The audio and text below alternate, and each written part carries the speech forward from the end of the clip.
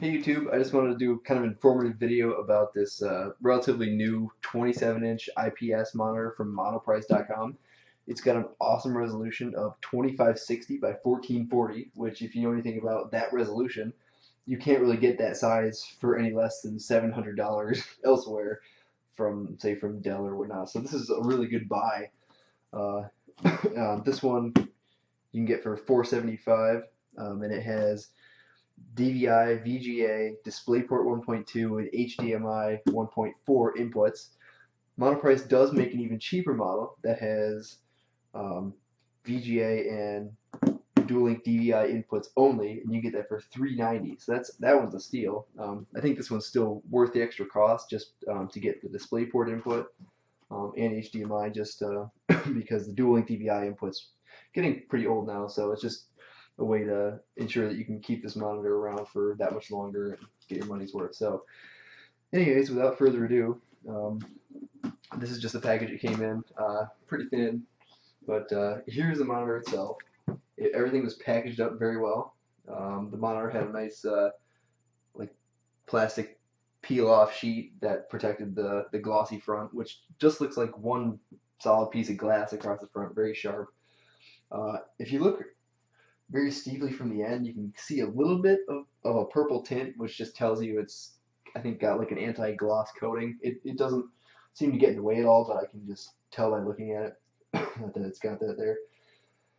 So everything, like I said, was packaged very nicely. It was wrapped in foam. The corners had foam blocks on them, so I didn't feel like anything was, you know, going to get hurt in shipping. It came with a few accessories. Came with a dual-link DVI cable, which is wrapped up. Came with a VGA cable, an audio cable, and it came with an external power brick, which wasn't as big as I was expecting it to be, which is nice.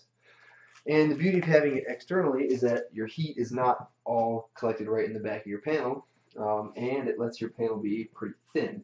So if I just rotate to the side here, you can see how thin this panel is. So there's really not much to it. So that's pretty nice, actually.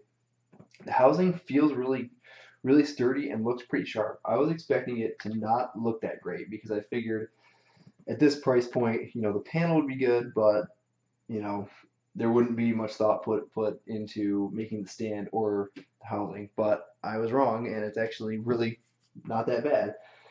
The only thing I don't care for is that it doesn't adjust up and down, but I can live with that because it can swivel and it can tilt up and down. The tilt is pretty stiff, but it's not bad. And the whole thing seems pretty stable. What's nice too is in the back you've got your 4 screws, so you can attach this to like an arm that you bolt onto the wall if you want to do that too. So that's pretty slick. So if you want to see the inputs, let me tilt this guy up. But if you look from the bottom, you can see going across, it's pretty clean. And so you've got your power, your audio, and your 4 inputs, your DisplayPort, DVI, HDMI, and VGA, and that's that. And if you look at the bottom of the stand, you've got little rubber feet in the corners, which is nice for having on your desk. And the plastic looks pretty beefy and ribbed up. It doesn't, you know, I felt it with my hands. It doesn't feel like it's going to flex or, you know, it doesn't squeak or anything like that. So I thought that was pretty sharp. But yeah, that's this panel. I've powered it up. I've had it on. It looks very sharp on the desktop. I haven't played any 3D. Oh, here, let's get the camera focused again. I apologize. It might take a second. But there you go. I haven't played any 3D games with it, so I can't tell you a whole lot about ghosting, but I'm sure you can read reviews, and maybe I'll put some more information on that on YouTube a little later. But just working on the desktop, doing a little bit of CAD work. I played a little bit of a DVD, but it looks excellent, especially given the cost. So I'm very happy with it, and I would recommend that you seriously consider it if you really want to get something with this high of a resolution.